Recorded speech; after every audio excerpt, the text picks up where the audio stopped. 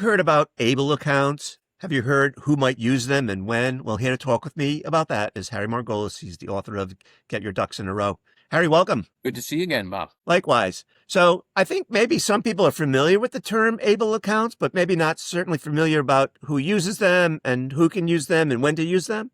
So ABLE accounts are a specific kind of bank or investment account that has, privileges for people who receive benefits such as Medicaid or SSI or subsidized housing, any kind of public benefit. And whatever you place into the account is not counted as an asset in terms of determining your eligibility for these programs. In addition, in some ways even more important, funds put into the account are not treated as income. So all these benefits programs have limits on both income and assets, but whatever is in your ABLE account isn't counted for either. So it can be very helpful for people who get these benefits because the eligibility restrictions or the eligibility rules are very restrictive. So for most of these programs, you can only have $2,000 in assets, or what they call countable assets. And for SSI especially, and also for some Medicaid programs, but for SSI, for every dollar you receive as income, you're supposed to lose $1 of SSI. So it's very hard for people to help you out. In addition, with SS, if somebody else is paying for your rent, or even if you're living with somebody who's providing you with free housing, you lose a third of your SSI benefit. So this can be problematic for anyone getting benefits, and it can even be problematic for people who are beneficiaries of special needs trusts, because often family members will set up special needs trusts for people getting benefits, people who are disabled, and if the trust pays for certain things for them, they may lose their benefits. So, and one thing that's made this harder is that the last time the $2,000 asset limit was adjusted was way back in 1989. So it has not been adjusted for inflation. If it were adjusted for inflation, it would be over $5,000 today. So Congress hasn't changed that, but they did allow this safe harbor kind of account where you can, in effect, shelter assets or have some flexibility. So the problem with the account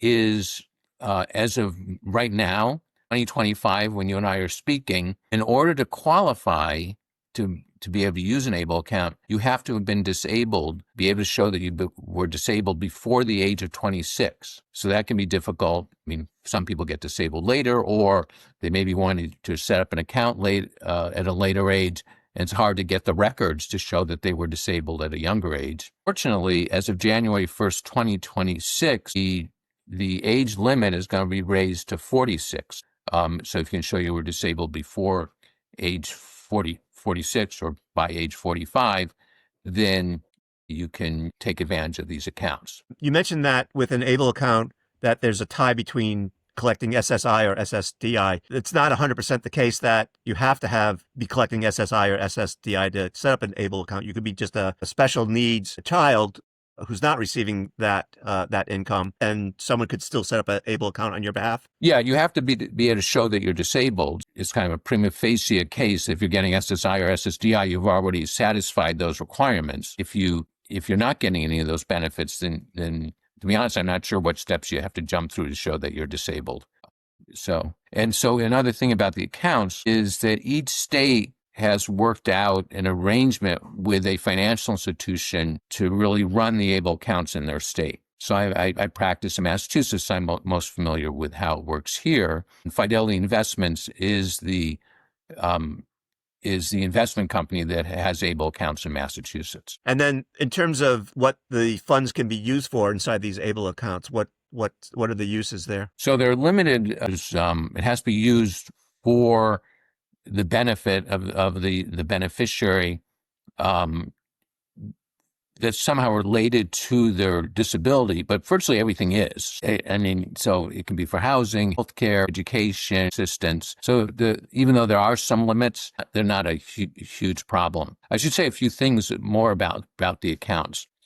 They were set up in part because kids who are able-bodied, grandparents set up 529 accounts to have some tax benefits in terms of setting aside money for college. Since a lot of kids with disabilities aren't going to go to college, the thought was, well, why shouldn't they have something similar? So it's sort of it's a strange entity, these accounts, because they're a little bit like a 529 account and a little bit like a special needs trust. So they get the same tax benefits of a 529 account, but they have limitations that a 529 account doesn't have. So for one thing, you can only put in $19,000 a year.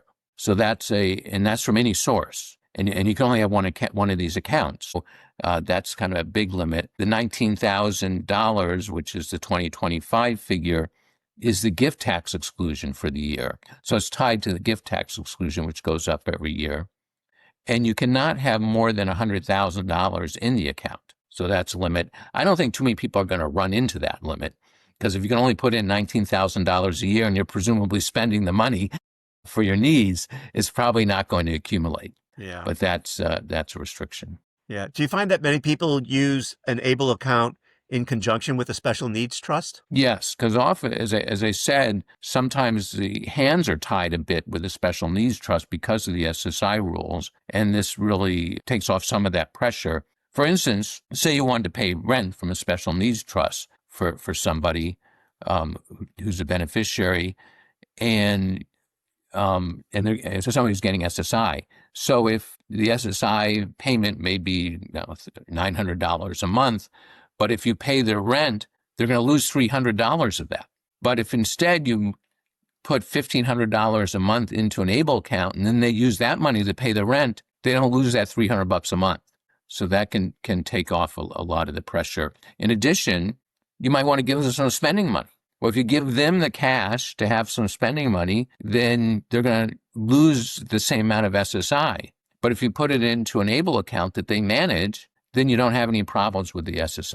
Right. Anybody can fund it. Again, you just have the $19,000 annual limit, and that's for all contributions from anybody. And I imagine if you intend to spend the money in the short term, it should be invested in a safe type investment. But if you're going to keep it there for a long period of time, maybe it could be invested more aggressively. Yeah. Again, I doubt that there's going to be a whole lot of money invested for a long period of time in these accounts. Yeah. Well, this seems like a great primer on ABLE accounts. Harry, anything we missed or bears reemphasizing? Well, there are a couple of things that the big, beautiful bill actually made permanent. So you can roll over a 529 plan into an ABLE account. So that's pretty new. But again, you're still limited to $19,000 a year. And there are some programs where if you're disabled, you can work. And if you are working, you can put more each year into the account. So, and it's a little bit different from state to state, but it can be up to $34,000. So I guess in those cases, maybe it'll accumulate, you might hit the $100,000 limit, but those are two relatively new features that are now permanent. Yeah. So for folks who might want more information, you've got a website, Elder Law Answers, and other resources where they can get more information. Right, and there's actually I should have the URL. I don't at the moment, but there is an ABLE Resource Center, which has a very good website that answers a lot of questions. Harry, thanks for sharing your knowledge and wisdom on this topic. It'll help a great many people, I'm sure. I hope so.